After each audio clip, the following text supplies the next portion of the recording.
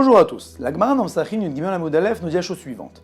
Gabait Tzedaka, ceux qui ramassent la Tzedaka pour les pauvres, She'en lahem anim, qui n'ont pas trouvé de pauvres à qui distribuer la Tzedaka, portin le'achirim ven portim le'atzman, pour échanger leurs pièces qu'avec les autres et non pas avec leurs propres pièces.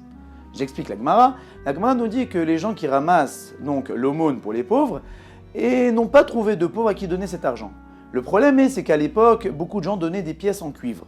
Le cuivre pouvait rouiller facilement, et étant donné que ces gabaïm devaient garder cet argent-là au cas où des pauvres allaient arriver, devaient les conserver.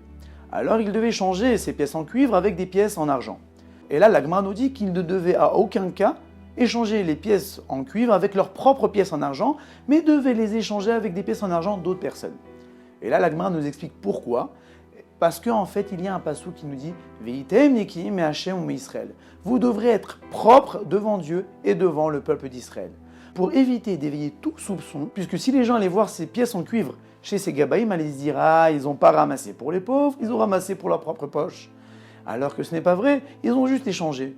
Alors là, les gabaïm auraient pu dire « J'en ai rien à faire, moi je fais la volonté de Dieu, je sais très bien que je n'ai fait aucune avéra, je le fais quand même ». Alors là, la Gemara nous dit « Non, ce n'est pas tout de faire la volonté de Dieu entre toi et toi. Mais il faut aussi que les gens n'ont pas l'air de croire que tu fais des avérotes. Pour éviter que les gens parlent en mal sur la personne et pour éviter que les gens apprennent de lui des mauvaises choses à tort. On raconte sur le Chafetz Chaim que lorsque son fils est marié, voulait devenir rave d'une certaine communauté. Il en a parlé à son père pour recevoir une lettre d'approbation. Mais quelques jours plus tard, une autre personne alla voir le Chafetz Chaim pour lui demander une lettre d'approbation lui aussi pour cette place de rave de communauté. Non seulement le Chafetz Chaim lui a écrit cette lettre, mais aussi à partir de ce jour-là, il a arrêté de parler avec son fils de cette place de rave de communauté. Pourquoi ? Pour éviter que les gens croient que c'est par le fait que cette personne est venue voir le Chafetz Chaim qu'il a entendu parler de cette place et qu'il en a parlé à son fils.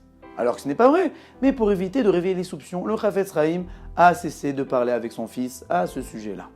Donc là, nous voyons que non seulement nous devons avoir un comportement irréprochable dans nos quatre murs, mais aussi par rapport aux yeux des autres.